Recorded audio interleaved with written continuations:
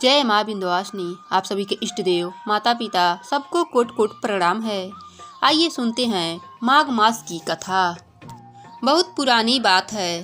सीतापुर नाम का एक गांव था। वहाँ एक परिवार रहता था। परिवार में भाई भाभी और एक बहन रहते थे। लेकिन उसकी बहन की शादी अभी नहीं हुई थी। बहन का नाम नंदनी था। वह भगवान विष्णु की परम भक्त थी और हमेशा व्रत नियम बड़े श्रद्धा भाव से करती थी। एक दिन उसके भाई भाभी ने नंदनी से शादी करने को कहा। तब नंदनी ने कहा, मुझे शादी नहीं करनी। भाई भाभी ने फिर से कहा, लेकिन बहन ने मना कर दिया। उसने अपने भाई भाभी से कहा कि आप मेरे रहने के लिए गांव के बाहर एक झोपड़ी बनवा दीजिए।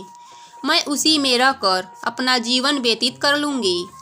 फिर नंदनी ने गांव के सभी लोगों से कहा कि हे गांव वालों, आप लोग अपने गाय बछड़े मेरे झोपड़े के पास चरने के लिए छोड़ दिया करो।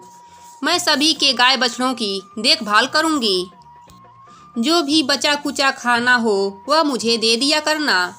मैं वही खाकर रह लूँगी। इस तरह बहुत दिन बीत गए। भाई भाभी ने नंदनी के लिए गांव से बाहर एक झोपड़ी बनवा दी। नंदनी उसी झोपड़ी में रहने लगी और नित्य व्रत और पूजन किया करती। एक दिन उस देश का राजा शिकार खेलने जंगल में जा रहा था। उसकी नज़र गांव के बाहर बने नंदनी के झोपड़े पर पड़ी। राजा झोपड़े के पास जाकर आवाज़ लगाने लगा, यहाँ कौन रहता है? जब कोई उत्तर नहीं मिला तो झोपड़े के दरवाजे को खटखटाने लगा। खटखटाने की आवाज़ सुनकर नंदनी ने अंदर से ही पूछा, कौन है? बार बार दरवाज़ा क्यों खटखटा रहे हैं? क्या काम है? तब राजा ने कहा, मैं इस देश का राजा हूँ और तुम कौन हो? अपने बारे में मुझे बतलाओ। तब नंदनी बाहर निकलकर आई और उसने अपना परिचय राजा को दिया। राजा नंदनी को देखकर नंदनी पर मोहित हो गया और उन्होंने नंदनी से कहा, मैं तुम्हारे साथ विवाह करना चाहता हूँ। लेकिन नंदनी ने विवाह करने से मना कर दिया। राजा ने नंदनी से विनती की, तुम मुझसे विवाह कर लो। लेकिन नंदनी ने कहा, मैं पराये पुरुष का मुंह नहीं देखती। तुम अपने महल लौट जाओ। मैं तुमसे विवाह नहीं कर सकती। राजा ने उसकी बात पर ध्यान नहीं दिया और नंदनी को जबरदस्ती उठाकर अपने घोड़े पर बैठाकर महल के तरफ चल दिया। नंदनी ने राजा को श्राप दिया कि हे राजा, तेरा राजपाट सब नष्ट हो जाएगा। महल में पहुंचकर राजा ने अपनी रानियों को सारी बात बतलाई। सारी बात सुनकर रानियों ने राजा से कहा कि आप नंदनी को सही सलामत झोपड़े में छोड़ आओ।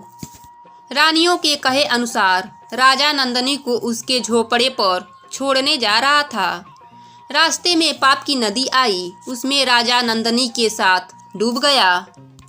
नंदनी मृत्यु के बाद जब धर्मराज के दरबार में पहुंची, वहां धर्मराज ने उसे स्वर्ग का पूरा राज दे दिया। किसी गांव में एक सेठ सेठानी की मृत्यु हो गई। वह दोनों भी मृत्यु लोक से स्वर्ग लोक को आए, लेकिन स्वर्ग का दरवाजा बंद पड़ा था। उन्होंने धर्मराज जी से स्वर्ग का दरवाजा खोलने की विनती की। तब यमराज ने कहा, इस पर नंदनी का राज है। तब सेठ सेठानी ने कहा, हम नंदनी को नहीं जानते। कौन है नंदनी? तब धर्मराज ने कहा, मैं तुम दोनों को 7 दिनों के लिए मृत्युलोक में भेज रहा हूँ।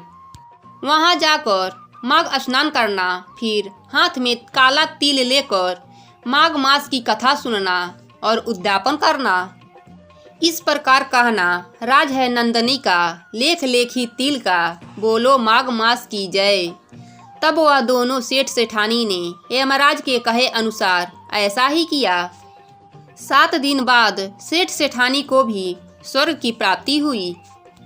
इस प्रकार जो भी माघ मास में इस कहानी को कहता या सुनता है, उसका भी स्वर्ग का द्वार खुल जाता है। आपको मेरा वीडियो पसंद आया हो तो लाइक कीजिए, शेयर कीजिए और मेरे चैनल पर नए हैं तो सब्सक्राइब कीजिए ताकि मेरी कहानी सबसे पहले आपको मिले। धन्यवाद।